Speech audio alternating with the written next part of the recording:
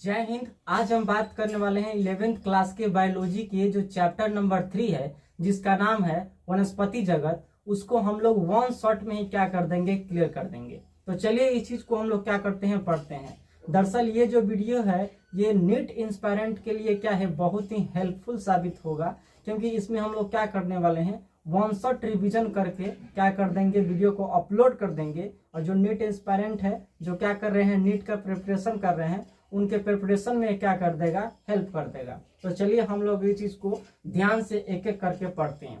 सबसे पहले बात करें तो ये जो वनस्पति जगत है, इसको दो भागों में क्या कर दिया गया है, बांट दिया गया है। पहला का नाम है आपका क्रिप्टोगेमस और दूसरा है आपका फिंडोगेमस। क्रिप्टोगेमस जो होता है बीज रहित होता है और फिंडोगेमस क्या होता है, बीज युक्त होता है। ये जो होता है, देखिए, बीज रहित कहने का मतलब हुआ कि इसमें बीज नहीं पाया जाता है, और बीजयुक्त कहने का मतलब हुआ कि इसमें बीज पाया जाता है। चलिए, जो क्रिप्टोगेमस है ये आपका 3 प्रकार का होता है। पहला का नाम है आपका क्या है, थैलोफाइट, ब्रायोफाइट, टेरिडोफाइट। उसमें क्या है, ये भी 2 प्रकार का होता है, जिम्नोस्पर्म और एंजियोस्पर्म। देखिए, जो जिम्नोस्पर्म है वो क्या होता है, आपका अनावृत बीजी होता है, और एंजियोस्पर्म क्या होता है, आवृत बीजी होता है। अब कहिए कि अनावृत बीजी और आवृत बीजी क्या होता है, तो मैं आप सभी को समझा दूं कि ये जो जिसको हम अनावृत बीजी कहते हैं, उसको हम लोग क्या करते हैं, उस बीज में क्या होता है कि उस बीज के ऊपर कोई आवरण नहीं पाया जाता है। उसका जो बीज होता है वो क्या होता है, किसी चीज से ढका नहीं रहता है। लेकिन जो एंजियोस्पर्म होता है, ये क्या होता है, इसके ऊपर क्या होता है, फल का होता है, आवरण होता है। यानी कि जो एंजियोस्पर्म है, इसका जो बीज होता है वो क्या होता है, फल के अंदर होता है। तो चलिए, आप लोग समझ गए होंगे कि आवृत बीजी और अनावृत बीजी में क्या अंतर होता है। चलिए, अब हम लोग क्या करते हैं, एक एक करके क्या करते हैं, पढ़ते हैं। सबसे पहले हम लोग पढ़ने वाले हैं किसके बारे में, तो सबसे पहले हम पढ़ेंगे थैलोफाइट के बारे में। थैलोफाइट में क्या आते हैं, आपका शैवाल आते हैं। तो आइए, शैवाल को पढ़ने से पहले शैवाल के क्या होते हैं, कुछ इंपॉर्टेंट बिंदु होते हैं, वो चीज को हम लोग क्या करते हैं, जान लेते हैं। तो आइए, सबसे पहले इसमें ज्यादा कुछ बिंदु नहीं है, 5 से 6 बिंदु आएंगे। इस बिंदु को हम लोग एक एक करके जान लेंगे, और इसके बाद सवाल को हम लोग डीप में पढ़ने की कोशिशें करेंगे। तो चलिए हम लोग चलते हैं। सबसे पहले अगर देखा जाए तो सवाल का अध्ययन क्या कहलाता है, सवाल का अध्ययन फाइकोलॉजी या एल्गोलॉजी कहलाता है। मैंने नहीं लिखा हूं, लेकिन आप लोग, हम बोल दिए हैं, आप लोग अपने कॉपी में नोट डाउन कर लीजिएगा। क्या होता है, एल्गोलॉजी होता है। देखिए, हम ले दूसरा पॉइंट जो है, शैवाल को 3 जगत में रखा गया है। कितने जगत में रखा गया है, 3 जगत में। देखिए, सबसे पहले मोनेरा जगत में रखा गया है। मोनेरा जगत में रखा गया है नील हरित शैवाल को। जो नील हरित शैवाल है वो क्या होता है, एकल कोशिकीय होता है और प्रोकैरियोटिक होता है। देखिए, हम क्या यहाँ पे प्रो लिखे हैं, तो आप लोग समझिएगा कि ये क्या लिखा हुआ है, प्रोकैरियोटिक लिखा हुआ है। हम कुछ चीजों को शॉर्ट में लिख दिए हैं, ठीक है। इसके बाद हम लोग बात करते हैं प्रोटिस्टा। तो प्रोटिस्टा भी क्या है, जगत है, और इस जगत के अंतर्गत आपका डायटम और डायनोफ्लेजिलेट क्या होते हैं, आते हैं। ये जो होता है क्या होता है, एकल कोशिकीय होता है और यूकैरियोटिक होता है। आप लोग ध्यान से देख लीजिएगा। इसके बाद क्या होता है, और ये एक लिखने का काम मेरा मतलब हुआ कि ये एकल कोशिकीय है, और यू लिखने का मतलब हुआ कि ये यूकैरियोटिक है। चलिए, इसमें तीसरा बिंदु हमसे क्या हो गया है, छूट चुका है, जो क्या होता है, आपका प्लांटी जगत होता है। क्या होता है, प्लांटी। कैसा होता है, बहुकोशिकीय होता है। कैसा होता है, बहुकोशिकीय होता है, ठीक है। प्लांटी के अंतर्गत क्या आते हैं, लाल और भूरी दोनों शैवाल आते हैं, जो क्या होते हैं, बहुकोशिकीय होते हैं और यूकैरियोटिक होता है। अब हम बात करते हैं शरीर के बारे में। तो इसका जो शरीर होता है वो क्या होता है, थाइलस होता है। थाइलस कहने का मतलब हुआ, हम यहाँ पे स्टार मार्क में क्या कर दिए हैं, नोट डाउन भी कर दिए हुए हैं, जो कि आप सभी को परिभाषा के माध्यम से लिखकर समझा दिए हैं। थाइलस हम लोग उसे कहते हैं जब किसी पादप का शरीर जो होता है, तना में, जड़ में, पत्ती में विभेदित नहीं होता है, तो उस शरीर को हम लोग क्या बोलते हैं, थाइलस बोलते हैं। जैसे में देखिए, यहाँ पे हम एक डायग्राम बनाए हैं। उस डायग्राम को आप लोग देखेंगे तो ना इसमें आपको पत्ता दिखाई देगा, ना जड़ दिखाई देगा, ना तना दिखाई देगा। तो ये क्या होता है, ये अविभेदित होता है, विभेदित नहीं होता है। चलिए, हम लोग इसके आगे पॉइंट पे क्या करने वाले हैं, बात करने वाले हैं। तो आइए हम लोग इसके बारे में क्या करते हैं, चौथे पॉइंट के बारे में बात करते हैं। देखिए चौथे पॉइंट ये जो है ये क्या होता है, यहाँ पे जलीय लिखा हुआ है, इसका मतलब हुआ कि जो शैवाल होते हैं वो समुद्र में भी रहते हैं। समुद्र कहने का मतलब कि खारा पानी, और क्या होते हैं, लवणीय पानी होता है। और स्वच्छ जल कहने का मतलब है कि क्या होते हैं, ये अलवणीय जल में भी क्या होते हैं, ये रहते हैं। इसके बाद हम इसके बारे में बात करें पांचवा पॉइंट के बारे में, तो पांचवा इसका जो पॉइंट है वो क्या है, आकार और माप। तो आकार और माप की दृष्टि से अगर आप लोग देखिएगा तो ये क्या होते हैं, ये 3 प्रकार के होता है। कितने प्रकार के, 3। अब देखिए इसमें क्या होता है, आपका एकल कोशिकीय, कॉलोनी और तंतुमय। अब देखिए ये जो इसके नीचे हम लिखे हैं ये क्या है, इसका उदाहरण है। आगे चल के मैं क्या करूंगा, आप सभी को इसके एक एक करके फिगर भी क्या करूंगा, दिखाऊंगा। चलिए तो देखिए छठा बिंदु हमारा ये है जनन। और देखिए जनन जो होता है शैवाल में ये 2 प्रकार से होता है। एक तो होता है आपका अलैंगिक और दूसरा आपका होता है लैंगिक। तो आप लोग जानते हैं कि लैंगिक में क्या होता है, युग्मक का क्या होता है, निर्माण होता है, यानी युग्मक उसमें क्या लेता है, भाग लेता है, आप लोग जानते हैं। तो आइए हम लोग अलैंगिक में देखते हैं। तो अलैंगिक जो जनन होता है वो आपका 2 प्रकार से होता है। एक तो होता है आपका बीजाणु जनन और दूसरा आपका होता है विखंडन। विखंडन हम उसे कहते हैं जब कोई क्या हो जाता है, टूट के उसका शरीर टूट के 2 भागों में क्या हो जाता है, बढ़ जाता है, और उस तरीके से जनन होता है, तो उसे हम लोग क्या बोलते हैं, विखंडन जनन बोलते हैं।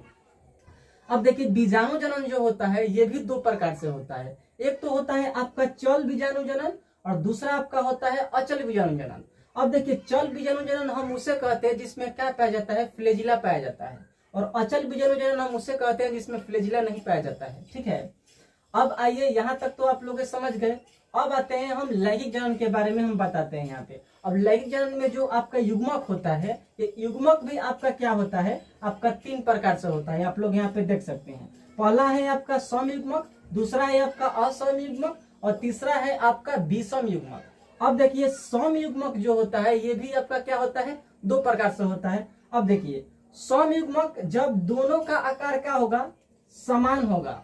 अब देखिए इसमें सम युग्मक को फ्लैजिला के आधार पर क्या किया गया है, बांटा गया है। अगर इसमें फ्लैजिला पाया जाता है तो इसे हम, ये जिसमें फ्लैजिला पाया जाता है वो क्या होता है आपका स्पायरोगायरा, जिसमें फ्लैजिला नहीं पाया जाता है वो, इसका उदाहरण क्या है आपका यूलोथ्रिक्स है। क्या है, यूलोथ्रिक्स। हम उसे कहते हैं जो क्या होगा, उसका आकार का होगा अलग अलग। मतलब देखिए ये क्या है, एक छोटा है और एक क्या है, बड़ा है, लेकिन आकृति का अगर बात करें तो दोनों आकृति क्या है, गोले हैं कि नहीं। अब देखिए अब आगे बात करते हैं विषम युग्मक। तो विषम युग्मक में क्या होगा, आकार भी अलग और आकृति भी अलग। अब इसमें देखिए इसमें क्या पाया जा रहा है, फ्लैजिला पाया जा रहा है, जबकि इसमें क्या पाया जा रहा है, नहीं पाया जा रहा है। यानी कि इसका आकार और आकृति दोनों का हो गया अलग अलग। ये एम लिखी है तो ये क्या हुआ, मेल हुआ, और एफ लिखे हुए तो क्या हुआ, ये फीमेल हुआ। तो चलिए हम लोग ओवरऑल क्या कर चुके हैं, शैवाल के जो मूल बिंदु था उसको हम लोग क्या कर चुके हैं, जान चुके हैं। अब आइए शैवाल को हम लोग क्या करते हैं, कितने प्रकार के होता है इसको हम लोग डीप में क्या करते हैं, जानते हैं। तो हम लोग देखे थे कि शैवाल जो होता है वो 3 प्रकार का होता है। सबसे पहले आपका आता है हरे शैवाल जिसको हम लोग क्लोरोफाइसी बोलते हैं। इसके बाद आता है भूरे शैवाल। इसके बाद आपका आता है क्या आता है, इसके बाद आपका आता है लाल शैवाल जिसको हम लोग क्या बोलते हैं, रोडोफाइसी बोलते हैं। तो आइए सबसे पहले हम लोग क्या करते हैं, एक एक करके इसे पढ़ने की कोशिश करते हैं। तो सबसे पहले हम लोग पढ़ रहे हैं क्लोरोफाइसी जिसको हम लोग क्या बोलते हैं, हरे शैवाल बोलते हैं।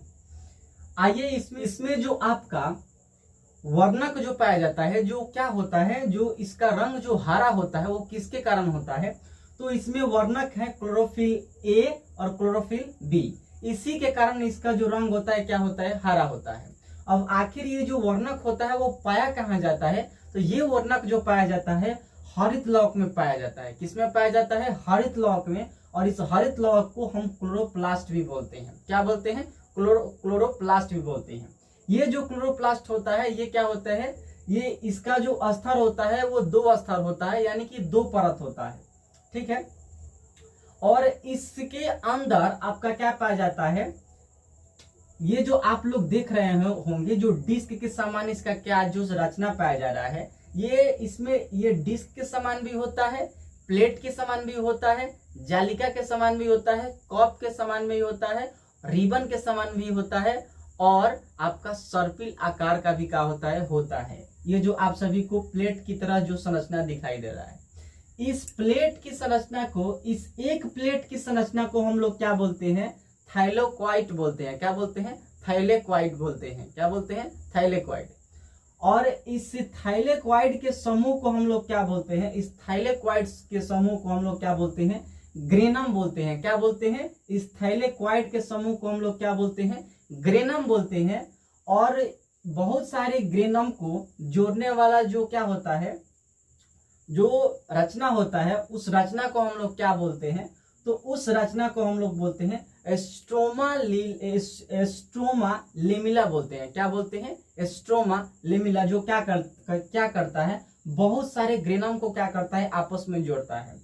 और इसमें क्या पाया जाता है, द्रव पाया जाता है। उस द्रव को हम लोग क्या बोलते हैं, उस द्रव को हम लोग बोलते हैं एस्ट्रोमा बोलते हैं। देखिए हम नीचे लिख भी दिए हुए हैं कि ग्रेनम के समूह को हम क्या बोलते हैं, ग्रेना बोलते हैं। क्या बोलते हैं, ग्रेना बोलते हैं। इस पूरे ग्रेनम के समूह को हम लोग क्या बोलते हैं, ग्रेना बोलते हैं। और जो जोड़ता है वो कौन जोड़ता है, तो स्ट्रोमा लेमिला जोड़ता है। इन जितने भी ग्रेनम है उन ग्रेनम को कौन जोड़ता है, स्ट्रोमा लेमिला जोड़ता है। ठीक है, इसके बाद इसमें मेनली आपका 6 बिंदु है। इस 6 बिंदु को हम लोग समझ लेंगे, क्लोरोफाइसी यानी हरित लवक हरित सवाल क्या हो जाएगा, समाप्त हो जाएगा। तो हम लोग 2 जान लिए, तीसरा जानते हैं। इसी में क्या पाया जाता है, आपका एक संरचना पाया जाता है। इसी में क्या पाया जाता है, एक संरचना पाया जाता है। उस संरचना को हम बोलते हैं पेरिनोइड। क्या बोलते हैं, पेरिनोइड। इस पेरिनोइड में ही क्या होता है, भोजन क्या होता है, संचित रहता है। क्या रहता है, भोजन इसमें संचित रहता है। अब देखिए भोजन भी इसमें संचित रहता है, तो दो प्रकार के चीज से क्या होता है, इसमें भोजन संचित रहता है। पहला आपका स्टार्च के रूप में रहता है और दूसरा आपका तेलबुंदक के रूप में रहता है। यानी स्टार्च के भी रूप में रहता है और तेलबुंदक के रूप में रहता है।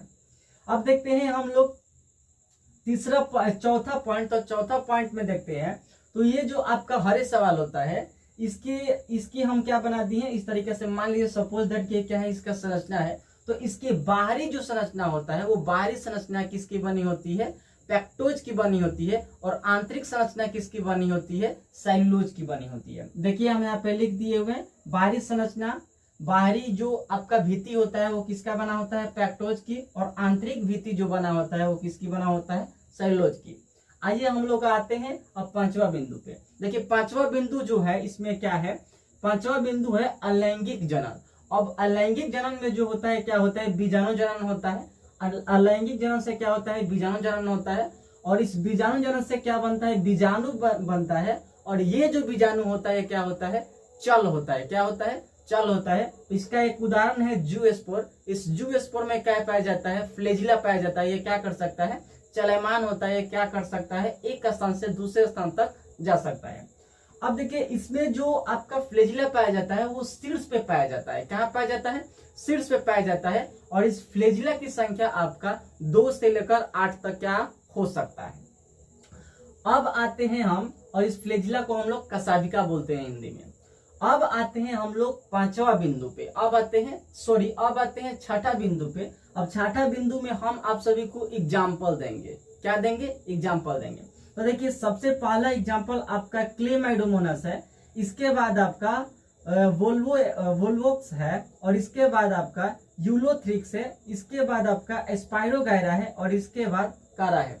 चलिए हम एक एक करके सभी का क्या लाते हैं, स्क्रीन पे डायग्राम लाते हैं, इमेज लाते हैं। तो आइए सबसे पहले हम इमेज लाते हैं क्लेमाइडोमोनास। क्लेमाइडोमोनास के इमेज लाए, तो ये देखिए आपके स्क्रीन पे इमेज आ गया क्लेमाइडोमोनास के।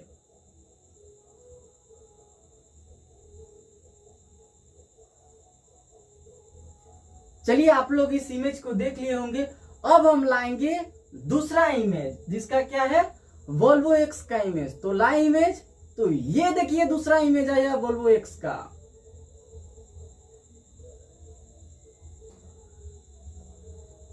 चलिए आप लोग वोल्वो एक्स के भी इमेज को देख लिए होंगे। अब लाते हैं हम तीसरा इमेज, जो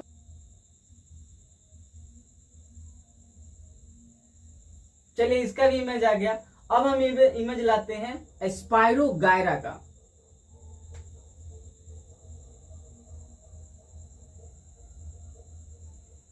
चलिए आप लोग इसका भी इमेज देख लिए। अब हम इमेज लाते हैं, लास्ट इमेज किसका है, तो कारा का हम लोग इमेज लाते हैं। तो कारा का इमेज आप सभी को स्क्रीन पे शो करेगा।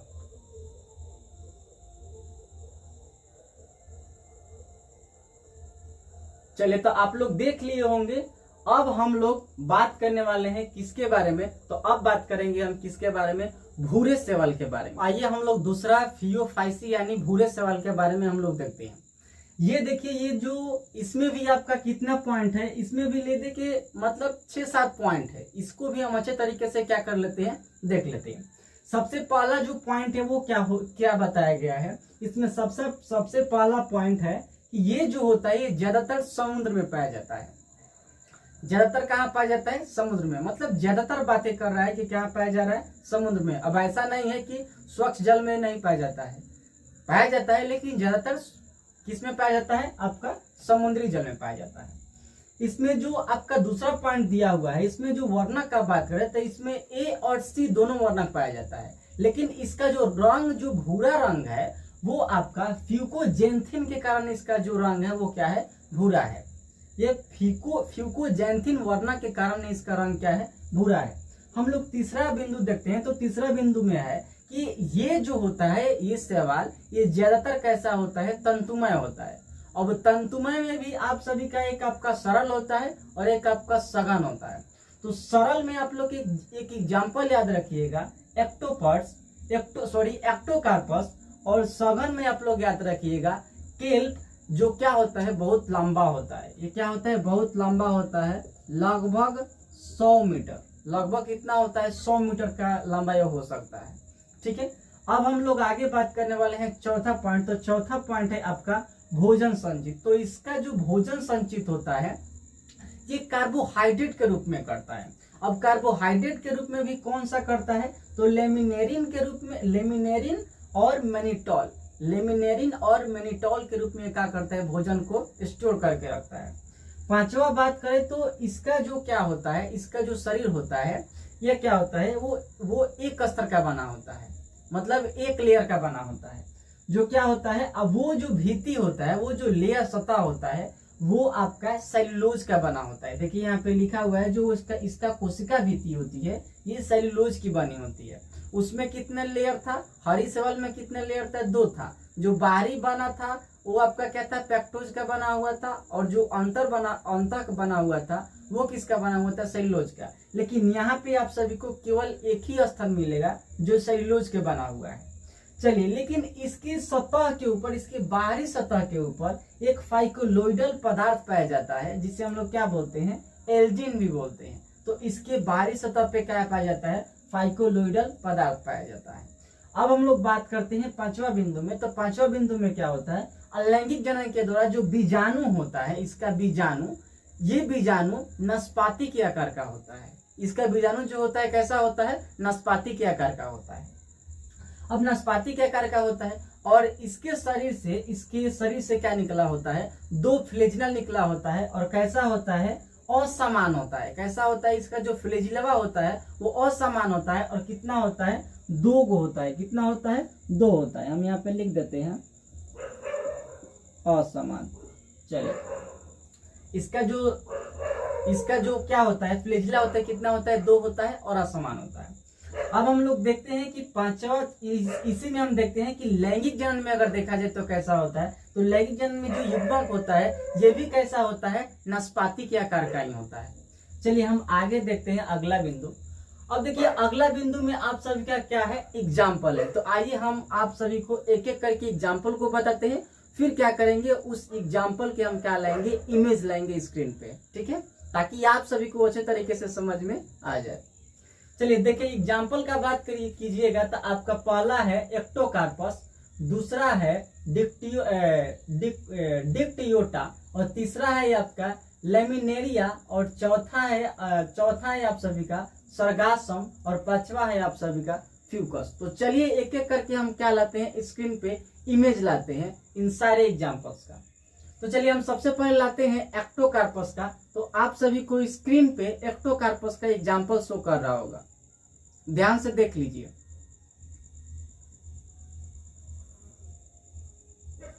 चलिए, आप लोग एक्टोकार्पस की एग्जाम्पल को देख लिए होंगे। अब दूसरा एग्जाम्पल हम लोग लाते हैं डिक्टियोटा का। तो चलिए डिक्टियोटा का भी आप लोग एग्जाम्पल देख लीजिए जो स्क्रीन पे शो कर रहा होगा।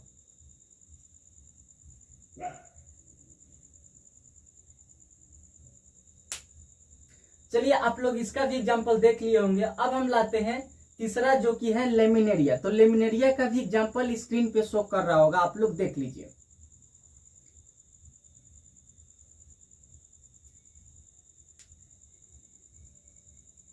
चलिए लेमिनेरिया का भी आप लोग एग्जाम्पल देख लिए होंगे। अब हम लाते हैं चौथा एग्जाम्पल सरगासम का। तो सरगासम का भी एग्जाम्पल आप सबको स्क्रीन पे शो कर रहा होगा, देख लीजिए।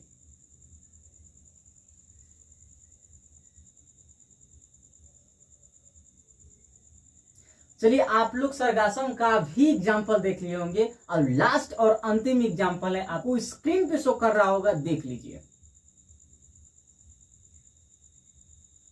तो इस तरीके से एग्जाम्पल के थ्रू आप सभी को वीडियो जो आप सभी को जो दिया जा रहा है वो कैसा लग रहा है आप लोग कमेंट में जरूर बताइएगा। अभी खत्म नहीं हुआ है, हम लोग फिर क्या करने वाले हैं, अब रोडोफाइसी यानी लाल शैवाल के बारे में हम लोग क्या करने वाले हैं, पढ़ने वाले हैं। लाल शैवाल के बारे में सबसे पहला जो बिंदु है वो क्या है, वर्णक। तो इसमें वर्णक का अगर बात किया जाए तो क्लोरोफिल ए और डी दोनों पाया जाता है, लेकिन इसका जो रंग आता है, जो लाल रंग आता है इसमें, ये आपका फाइकोइरिथ्रिन के कारण आता है। किसके कारण आता है, फाइकोइरिथ्रिन के कारण ही इसका क्या होता है, लाल रंग होता है इस शैवाल का। ठीक है, चलिए दूसरा बिंदु के बारे में अगर बात किया जाए तो दूसरा बिंदु इसका क्या है, तो दूसरा बिंदु इसका ये है कि ये ज्यादातर समुद्र में पाया जाता है। और समुद्र में भी कहाँ पाया जाता है, तो आधार। आधार करने का मतलब कि समुद्र के नीचे जो सतह होता है ना, जमीन, उस पे पाया जाता है। ठीक है, और वो भी कहाँ, तो जहाँ गर्म क्षेत्र होगा, जहाँ गर्म क्षेत्र होगा। और सरफेस पर भी, सतह पर भी पाया जाता है, पानी के सतह पर भी पाया जाता है, लेकिन ज्यादातर कहाँ पाया जाता है, आपका आधार में पाया जाता है। और वहां पे पाया जाता है जहाँ पे गर्म क्षेत्र होता है। ठीक है, चलिए हम लोग तीसरा बिंदु देखते हैं कि जो भोजन इसका जो संचित होता है, भोजन, वो भोजन इसका फ्लोरिडियन के रूप में संचित रहता है। किसके रूप में, फ्लोरिडियन स्टार्च के रूप में क्या होता है, इसका भोजन संचित रहता है। और इसका जो रचना होता है वो ग्लाइकोजन और एमाइलोपेक्टिन की तरह होता है। इसका जो फ्लोरिडियन की जो रचना होता है वो ग्लाइकोजन और एमाइलोपेक्टिन की तरह इसका क्या होता है, रचना होता है। चलिए इसके चौथे अगर बिंदु का बारे में बात करें तो चौथे बिंदु इसका है, ये अलैंगिक जनन के द्वारा जो बीजाणु होता है, ये बीजाणु भी इसका क्या होता है, अचल होता है। और लैंगिक जनन में भी देखा जाए तो लैंगिक जनन में भी इसका क्या होता है, बीजाणु क्या होता है, सॉरी जो युग्मक होता है वो क्या होता है, इसका अचल होता है। यानी कि इसमें दोनों में क्या होता है, अचल अचल पाया जाता है। चलिए अब इसके बाद हम लोग बात करते हैं एग्जाम्पल के बारे में। क्या करते हैं, एग्जाम्पल के बारे में बात करते हैं। देखिए इसका सबसे पहला जो एग्जाम्पल है वो क्या है, जेलिडियम है। क्या है, जेलिडियम है। और दूसरा एग्जाम्पल इसका क्या है, ग्रेसिलेरिया है। क्या है, ग्रेसिलेरिया है। क्या है, ग्रेसिलेरिया है। इन दोनों से क्या होता है, एक पदार्थ प्राप्त होता है जिसको एगार एगार बोलते हैं। इसे हम लोग क्या बोलते हैं, फाइकोलोइडल पदार्थ बोलते हैं। फाइकोलोइडल को हम लोग क्या बोलते हैं, एल्जिन भी बोलते हैं। ठीक है, और ये फाइकोलोइडल जो पदार्थ होता है, इसका उपयोग का अगर बात किया जाए तो इसका उपयोग का अगर बात करें तो ये क्या होता है, उत्तक संवर्धन जब किया जाता है तो पोषणीय माध्यम के रूप में इसका क्या किया जाता है, उपयोग किया जाता है। दूसरा उपयोग का बात करें तो आइसक्रीम जो हम लोग खाते हैं, जो हम लोग आइसक्रीम खाते हैं, बबुआवा खाता है सब, वो जो आइसक्रीम बना रहता है वो दूध से क्या होता है, बनता है। तो अब उस दूध को जो गाढ़ा करता है वो यही करता है एगार एगार, आप लोग याद रखिएगा। ठीक है, चलिए अब हम बात करते हैं तीसरा। तो तीसरा जो है आपका कॉन्ड्रस क्रिस्पस जो है वो क्या करता है, ये भी, इससे भी क्या होता है, केराटिन प्राप्त होता है। ये भी क्या होता है, फाइकोलोइडल क्या होता है, पदार्थ होता है। चलिए आप लोग समझ सकते हैं। और इससे हमारा एक पॉइंट छूट चुका है। इसे क्या बनाया जाता है, कैप्सूल का जो ऊपर वाला जो कभारवा होता है ना, वो बनाया जाता है। यहाँ पे हम लिख देते हैं कैप्सूल। कैप्सूल का जो आप लोग दवाइयाँ खाते हैं, विकासोल जो खाते हैं, वो जो उसका ऊपरवा के जो कभारवा होता है वो क्या होता है, वो इसी से बना रहता है, केराटिन से बना रहता है। ठीक है, और ये भी क्या होता है, फाइकोलोइडल पदार्थ होता है। चलिए अब लोग हम चौथा एग्जाम्पल का बात करें तो पॉलीसाइफोनिया जो है, पॉलीसाइफोनिया ये भी क्या है, इसका एग्जाम्पल है। और लास्ट एग्जाम्पल आपका है पोरफायरा। तो चलिए आप सभी को एग्जाम्पल जो हम दिए हैं वो नहीं समझ में आ रहा होगा, तो चलिए हम लोग फिगर लाते हैं। तो चलिए सबसे पहले हम लाएंगे जेलिडियम का फिगर, जो आप सभी को स्क्रीन पे शो कर रहा होगा। देख लीजिए ध्यान से, हम हट जाते हैं इधर।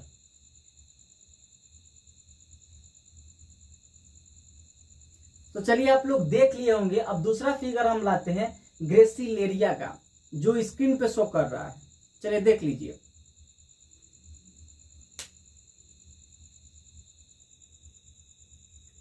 चलिए तीसरा फिगर हम लोग लाते हैं कॉन्ड्रस क्रिस्पस का, जो स्क्रीन पे शो कर रहा है। इसे भी, इस इमेज को आप लोग देख लीजिए।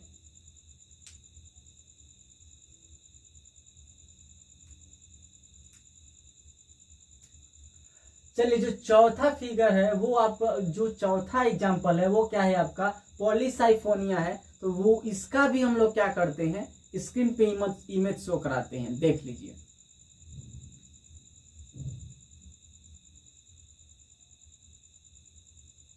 चलिए इसका भी आप लोग इमेज देख ही लिए होंगे। अब हम लास्ट इमेज आप सभी को दिखाते हैं पोरफायरा का। तो पोरफायरा का भी इमेज इस स्क्रीन पे शो कर रहा है, आप लोग देख लीजिए। कितना मजा आ रहा है ना। अच्छा एग्जाम्पल दिया जा रहा है आप सभी को, मजा तो वही करेगा, मेहनत बहुत किए हैं सर इसमें। चलिए आप सभी को मजा आना चाहिए पढ़ने में।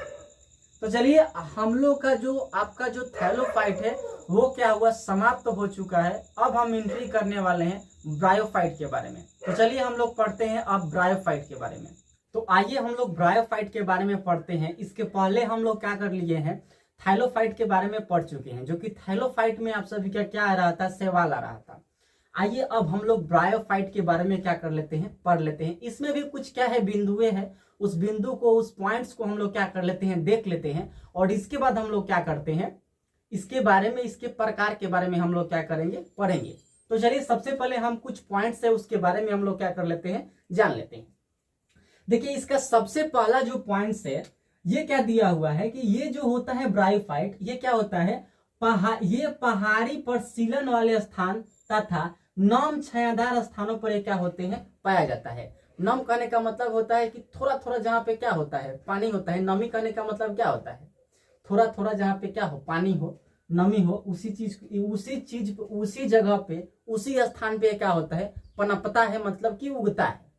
ठीक है। इसके बाद इन्हें दूसरा पॉइंट जो है, इन्हें पादप जगत का उभयचर कहा जाता है। इन्हें क्या कहा जाता है, पादप जगत का उभयचर। उभयचर किसे कहते हैं, जो स्थल पर भी रह सके और जमीन पर भी रह सके। ठीक है। अब देखिए जो इसमें स्टार मार्क में क्या है, पॉइंट्स है, उसको समझिए। ये भूमि पर जिंदा रह सकते हैं, ये भूमि पर तो जिंदा रह सकते हैं, लेकिन इन्हें लैंगिक जनन करने के लिए क्या चाहिए, जल चाहिए। क्या चाहिए, जल चाहिए, तभी क्या हो सकता है, इनमें लैंगिक जनन हो सकती है। यहाँ पे लिखा हुआ है कि इन्हें लैंगिक जनन करने के लिए जल की आवश्यकता पड़ती है। अब देखिए इनका जो क्या होता है, जो मुख्य पादप शरीर होता है वो क्या होता है, उस मुख्य पादप शरीर को हम लोग क्या बोलते हैं, युग्मकोद्भिद बोलते हैं। इसका भी शरीर कैसा होता है, थाइलस के समान होता है। एक्चुअली थाइलस हम आप सभी को बता दिए हैं इसके पहले, तो आप सभी को मालूम होना चाहिए कि थाइलस क्या होता है। चलिए इसमें भी बता देते हैं। थाइलस हम उसे बोलते हैं जिसका जो शरीर होता है वो ताना, पति और जड़ में विभाजित नहीं होता है। अब देखिए इसमें आप सभी को कुछ संरचना दिखाई दे रहा होगा। ये तो मूल की तरह दिखाई देता है, लेकिन ये मूल एक्चुअली में होता नहीं है। मतलब ये वास्तविक मूल नहीं होता है। ये क्या होता है, ये वास्तविक मूल नहीं होता है। ये मूल की तरह क्या होते हैं, संरचना दिखता है। चलिए इसकी जो कोशिकाएं होती है क्या होती है, अगुणित होती है। क्या होती है, अगुणित होती है। अब चलिए इसके बाद हम लोग क्या पढ़ने वाले हैं, ब्रायोफाइट के क्या पढ़ने वाले हैं, जीवन चक्र के बारे में क्या करने वाले हैं, पढ़ने वाले हैं। तो आइए हम लोग ब्रायोफाइट के जीवन चक्र के बारे में क्या करते हैं, समझने का प्रयास करते हैं। तो चलिए हम आप सभी को समझाते हैं कि ब्रायोफाइट का जीवन किस तरीके से होता है। देखिए ब्रायोफाइट के अगर जीवन के बारे में बात करें तो उससे पहले जो ये क्या होता है, जो युग्मकोद्भिद है, जो कि हम बता दिए हैं कि ये क्या होता है, ये पादप शरीर का क्या होता है, मुख्य पादप शरीर होता है। तो कहीं ना कहीं हमें क्या करना है, अब हमें लैंगिक जनन कराना है, तो कहीं ना कहीं हमें क्या चाहिए, युग्मक चाहिए। और वो युग्मक कहाँ बनता है, लैंगिक अंग में बनता है। तो मान लीजिए इसमें जो ब्रायोफाइट का जो लैंगिक अंग है, जो पुरुष लैंगिक अंग है, जो मादा लैंगिक अंग है, उसका नाम क्या है, पहले हम उसका नाम जान लेते हैं। तो देखिए इसमें जो नर लैंगिक अंग होता है वो चीज को हम लोग बोलते हैं पुधानी, और जो मादा जो लैंगिक अंग होता है उसे हम लोग बोलते हैं स्त्रीधानी।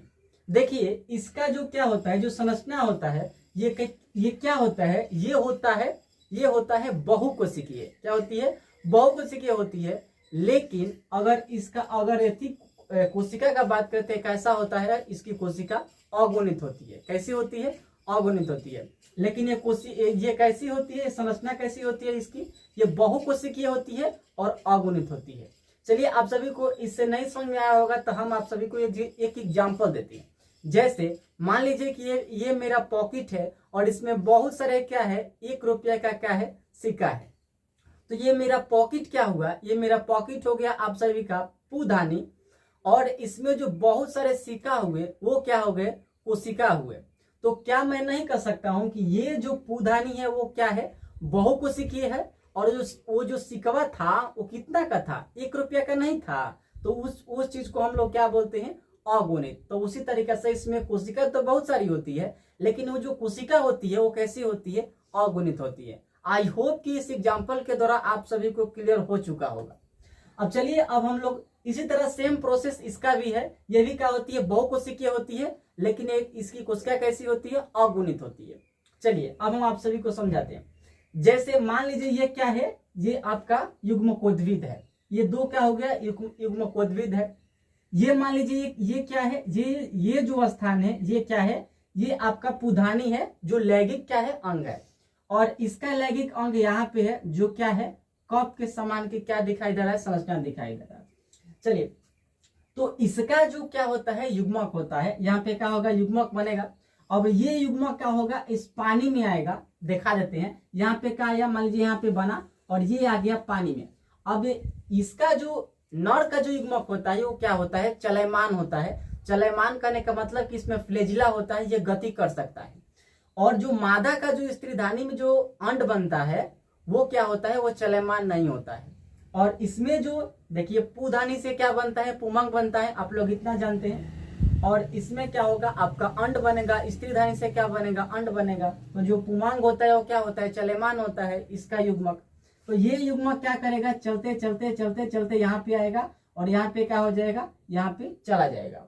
इसका जो युग्मक है वो क्या हो जाएगा, स्त्रीधानी के अंड के पास चला जाएगा, मादा के अंड के पास चला जाएगा। और आप लोग जानते हैं कि जब 2 युग्मक आपस में मिल जाता है तो उस मिले हुए रूप को हम लोग क्या बोलते हैं, युग्मनज बोलते हैं। क्या बोलते हैं, युग्मनज बोलते हैं। अब आइए इस संरचना को हम लोग क्या दिखाते हैं, जहां पे दिखाते हैं। अब देखिए ये क्या था, इसका कप के समान संरचना था। अब यहाँ पे तो युग्मज मिल गया। अब ये युग्मज क्या करेगा, लगातार क्या करेगा, विभाजन करते करते करते करते करते करते करते करते करते करते क्या बना लेगा, यहाँ पे बन जाएगा आप सभी को बीजाणुभिद बन जाएगा। क्या बन जाएगा, बीजाणुभिद बन जाएगा। यहाँ पे क्या बन गया, बीजाणुभिद। इस चीज को हम लोग क्या बोलते हैं, बीजाणुभिद बोलते हैं। क्या बोलते हैं, बीजाणुभिद बोलते हैं। ठीक है। अब आप सभी से हम एक क्वेश्चन पूछते हैं, आप लोग बताइएगा। अच्छा अब ये बताइए कि ये जो बीजाणुभिद है वो किसके शरीर पर है।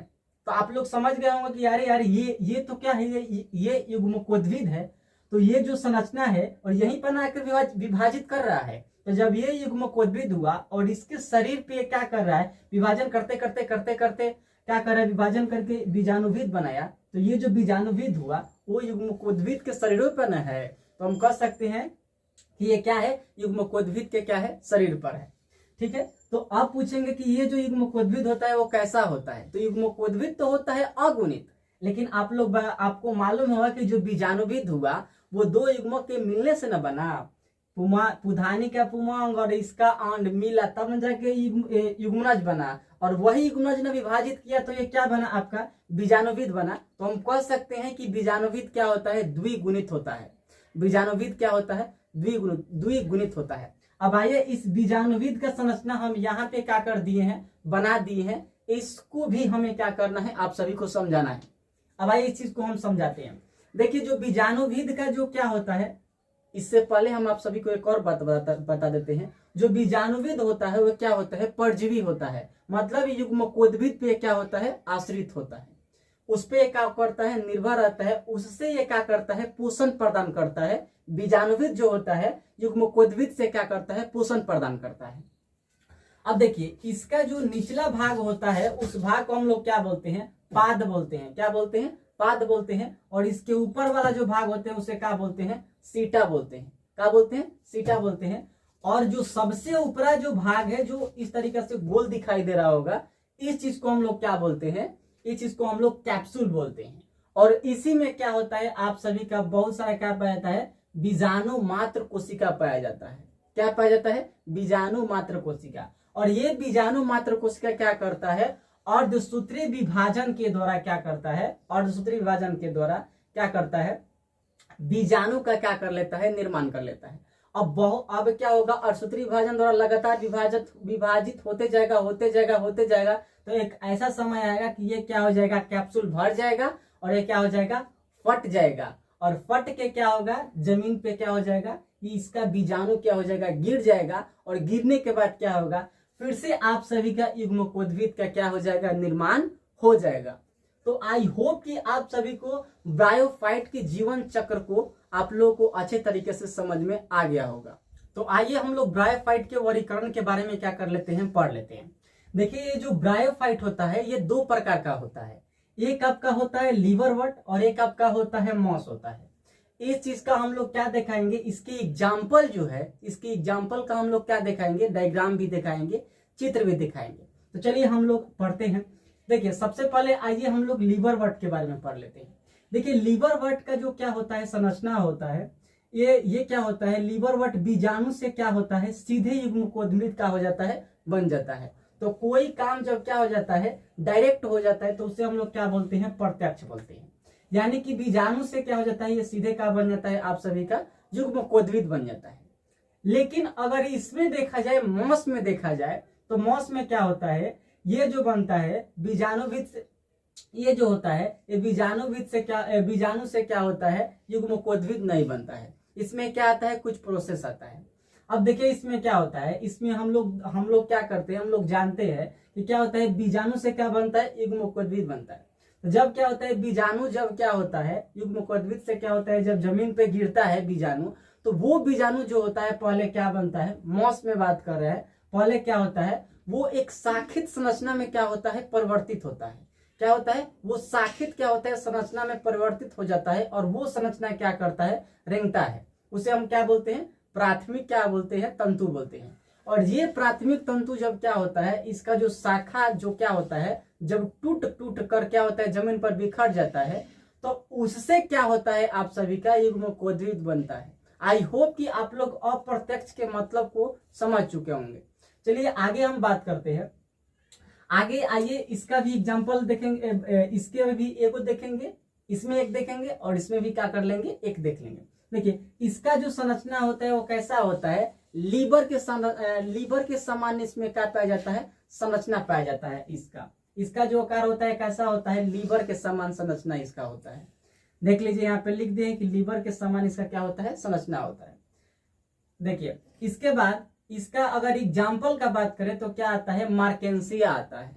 क्या आता है, मार्केंसिया। तो चलिए हम आप सभी को मार्केंसिया का क्या दिखाते हैं, फिगर दिखाते हैं। चलिए आप लोग देख लीजिए मार्केंसिया का फिगर, स्क्रीन पे शो कर रहा है।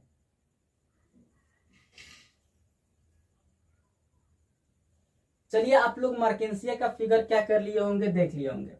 अब आइए तीसरा बात, इसमें जब क्या होता है, लीवरवर्ट में क्या होता है, जब प्रतिकूल परिस्थितियां आती है लीवरवर्ट में, तो ये क्या होता है, इसमें अलैंगिक जन्म होता है। क्या होता है, अलैंगिक जन्म होता है। अब इसमें देखिए, इसमें क्या है, ये आप सभी का एक संरचना दिखाई दे रहा है। इस संरचना को हम लोग क्या बोलते हैं, युग्मकोद्भिद बोलते हैं। क्या बोलते हैं, युग्मकोद्भिद बोलते हैं। आप लोग ऑलरेडी जानते हैं। और इसमें जो ये कप के समान जो आप सभी को संरचना दिखाई दे रहा है, इस संरचना को हम लोग क्या बोलते हैं, जेमा कप बोलते हैं। अब इसको जेमा कप क्यों बोलते हैं, तो आइए हम आप सभी को समझाते हैं। दरअसल इसमें जो आप सभी को जो लंबी संरचना दिखाई दे रही है इस तरीके से, इस संरचना को हम लोग जेमा बोलते हैं, और इस कप के समान के संरचना में है, इसीलिए इसे हम लोग क्या बोलते हैं, जेमा कप बोलते हैं। तो इसमें जेमा है, तो इसीलिए इसे क्या बोलते हैं, हम जेमा कप बोलते हैं। अब देखिए, अब यही जो जेमा होता है ये क्या करता है, ये लगातार क्या करता है, विभाजित करते करते करते करते विभाजित करते जाएगा और करते करते क्या बना लेता है, अपने जैसे क्या बना लेता है, एक संरचना बना लेता है। यही जेमा कब क्या होता है, टूट कर यहाँ पे क्या हो जाएगा, ये नीचे गिर जाएगा, और नीचे गिरने के बाद क्या होगा, यहाँ पे ऐसा ही सामान्य क्या हो जाता है, संरचना बन जाता है। अब आइए, अब हम इसमें बात करते हैं मॉस में। तो मॉस में हम लोग बात कर ली है कि इसका जो क्या होता है, फर्स्ट नंबर दिया हुआ है कि अप्रत्यक्ष अंकुरण करता है। हम अप्रत्यक्ष के मतलब क्या कर दिए हैं, पहले ही क्या कर दिए हैं, समझा चुके हैं। चलिए, इसके बाद बीजाणुभिद से क्या होता है, युग्मकोद्भिद का क्या होता है, इसमें निर्माण होता है। अब देखिए, इसमें जो तीसरा पॉइंट है वो क्या बोल रहा है कि बीजाणुभिद प्रकाश संश्लेषण करता है। बीजाणुभिद क्या करता है, प्रकाश संश्लेषण तो कर लेता है, लेकिन ये क्या करता है, आवास के लिए दूसरे पे निर्भर रहता है। मतलब इसे रहने के लिए क्या चाहिए, इस दूसरे का क्या चाहिए, शरीर चाहिए, उस पे क्या करता है, ये रहता है। तो आप देख लिए, तो इसीलिए हम लोग क्या बोलते हैं, इसे अर्धपरजीवी बोलते हैं। अर्धपरजीवी क्यों बोलते हैं, क्योंकि ये खाना के लिए निर्भर नहीं रहता है, ये केवल रहने के लिए निर्भर रहता है। यानी कि आधे ना निर्भर है जी, खाना तो अपना बना ही ले रहा है, बस केवल रहने के लिए इसे क्या चाहिए, आवास चाहिए। अब देखिए, इसमें जो चौथा बिंदु है ये क्या बोल रहा है कि मॉस का बीजाणुभिद लीवरवर्ट के बीजाणुभिद से क्या होता है, विकसित होता है। मतलब मॉस का जो क्या है बीजाणुभिद है, वो लीवरवर्ट की बीजाणुभिद से क्या होता है, विकसित होता है। मतलब उससे क्या होता है, बनता है, किससे, लीवरवर्ट से। अब देखिए, इसका अगर एग्जाम्पल का बात किया जाए तो इसमें क्या आता है, आपका फ्यूनेरिया आता है। क्या आता है, फ्यूनेरिया आता है, पॉलीट्रॉकस आता है, स्फेग्नम आता है। तो आइए हम आप सभी को फ्यूनेरिया का क्या दिखाते हैं, स्क्रीन पे आप सभी को शो करेगा इमेज फ्यूनेरिया का, देख लीजिए ध्यान से। चलिए, आप लोग देख लिए होंगे। चलिए, अब आप सभी को इमेज शो कराते हैं पॉलीट्रॉकस की। पॉलीट्रॉकस का भी इमेज स्क्रीन पे शो कर रहा है, देख लीजिए।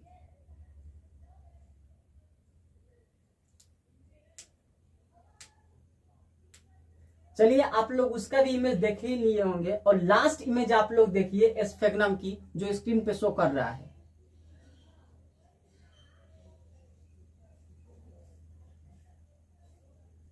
चलिए, आप लोग इसका भी देख ही लिए होंगे। अब देखिए, इसमें कुछ क्या है, बिंदु है, समझिए। इसका अगर उपयोग का बात किया जाए तो इसका उपयोग ईंधन के रूप में होता है, पैकिंग के रूप में भी होता है, और इसे पीट मॉस कहा जाता है। देखिए, पीट मॉस कब कहते हैं, तो जब इसका क्या हो जाता है, अपघटन हो जाता है, यानी कि जब इसका शरीर जो मर जाता है, मृत हो जाता है, तो उसे हम लोग क्या बोलते हैं, पीट मॉस बोलते हैं। ये ईंधन के रूप में क्या किया जाता है, लिया जाता है। इसका उपयोग पैकिंग के रूप में भी क्या किया जाता है। अब देखिए, पैकिंग के रूप में इसे इसलिए किया जाता है क्योंकि मान लीजिए किसी सामान को, किसी वस्तु को हमें क्या बचाना है, वाटर से प्रिजर्व करना है, तो हम क्या कर सकते हैं, उस वस्तु के ऊपर हम क्या कर देंगे, इसका क्या कवर लगा देंगे, तो क्या करेगा, वाटर से उसको प्रिजर्व करेगा, यानी उसे बचा कर रखेगा।